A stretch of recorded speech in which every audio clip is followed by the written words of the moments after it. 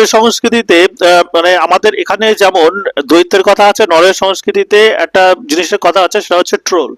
2 নম্বর পার্টটা চলে এসেছে নেটফ্লিক্সে, ট্রোল 2। এটা কিন্তু আগের মতো অতটা ভালো হয়নি, কারণ চিত্রনাট্যে প্রচুর পরিমাণে স্লো এবং অতটা মানে কি বলবো, গাঁথুনিটা খুব কম, খারাপ। তো সিনেমার ভিজুয়াল গুলো আপনার দেখতে খারাপ লাগবে না। সিনেমাটা হচ্ছে অ্যাকচুয়ালি ট্রোলকে নিয়ে। ট্রোল হচ্ছে এমন একটা মানে প্রাণী বা মানুষ জাতীয় বলা যায়, যারা জীব এবং জড়র মাঝামাঝি জায়গায় অবস্থান করে। অর্থাৎ এরা হচ্ছে পাথর এবং গাছ দিয়ে তৈরি। এটার নাম হচ্ছে ট্রোল। ট্রোলরা বহুদিন আগেই তাদেরকে আগে মানুষ শেষ করে দিয়েছিল, তারা এখনো বেঁচে আছে মানুষের থেকে লুকিয়ে। মোটামুটি সিনেমায় এটাই হচ্ছে মূল কাহিনী।